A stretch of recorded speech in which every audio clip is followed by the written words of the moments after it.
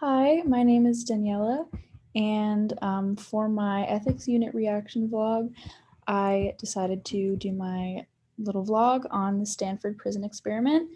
And I'm recording this on Zoom because I made a little presentation for it because I think it helps with like visuals if you can just see the question.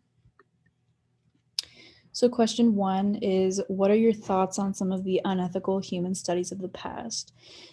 So for this assignment, I did choose to focus on the Stanford prison experiment, excuse me. But with all unethical human studies, there's obviously something going wrong, whether it be with informed consent or competence issues, like any of that. And I think that we're a lot more sensitive to and in tune with those things nowadays, but there are a lot of examples of unethical studies in the past. Question two is provide a brief explanation of the study. So, the Stanford Prison Experiment was a social psychology study conducted in the early 70s I believe it was 1971, to study the psychological effects of perceived power, emphasis on perceived. And this was done by assigning student volunteers at the university either the role of prisoner or prison officer slash guard. So in this study, the volunteering students were randomly assigned these roles, and the scene, the kind of set of this study was a mock prison, a fake prison. Um, and the entire experiment, I believe, was only supposed to initially last like 2 or 3 weeks, but it ended up only lasting 6 days because students took the roles so seriously that the guards would actually subject the prisoners to psychological torture because their role as authority figures had been so quickly ingrained into their mindset, and at times they just seemed to forget that it was just an experiment that they were participating in. Question three, were there any issues with informed consent? Did the researchers seek informed consent? Why or why not? So there were some issues with informed consent. According to an article I read, which I will cite at the end of this, the leader of this experiment, Professor Zimbardo, I think his name was Professor Phil Zimbardo, told the volunteers that if they wanted to quit before the experiment was done, they couldn't. So obviously, this poses an ethical issue right off the bat. And one student in particular stated that he felt like he was in a real prison because none of the students were allowed to withdraw from the experiment. So that's a huge issue with informed consent, that at any time the students were not allowed to withdraw from this study. Question four is, was there harm done to the participants? If not, describe the potential harm that participants were at risk for.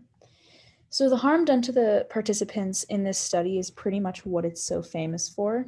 The prisoners were subjected to emotional trauma and humiliation by the guards. And keep in mind, this is all fake.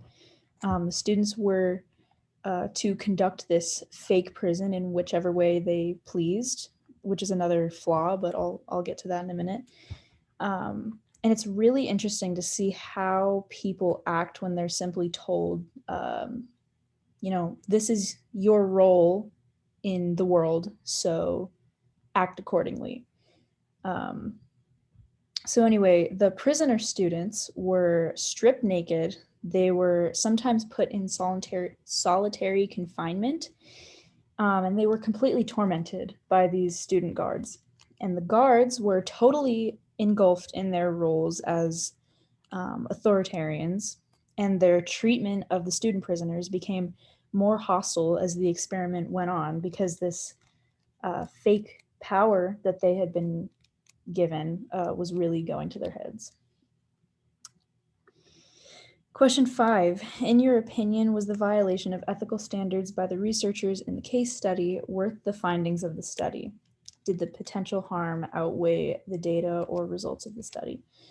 I definitely don't think that the results of the experiment outweigh the violation of ethics here, considering the prisoners walked away with considerable emotional trauma from everything they had been put through by both the guards and fellow prisoners. Um, and the fake guards walked away with like superiority complexes. And I think this really did some damage to everyone involved, including the professor who was leading it, because nobody could have predicted the outcome of this study. Question 6. Make suggestions to the researchers. How could they have collected their data by following more ethical standards? So, my suggestion to the researchers would be to not let the participants have so much free will, I guess, to not let the participants have so much control over one another from the very beginning, because this was all a disaster from the start, and I think it was due to the fact that the professor basically said, "You guys are guards, you guys are prisoners, go do as you please." And it would have been way more organized and ethical to give the study more structure and say, this is what you can and can't do. Um, these things are absolutely off limits because they could pose harm to you. But they just kind of let every participant roam freely, ethically speaking, and also didn't put a stop to it fast enough. Even though the whole experiment only did last 6 days, it was still 6 whole days of this going on.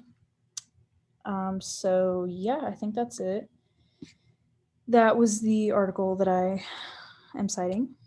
So yeah, that is my vlog. Thank you for watching.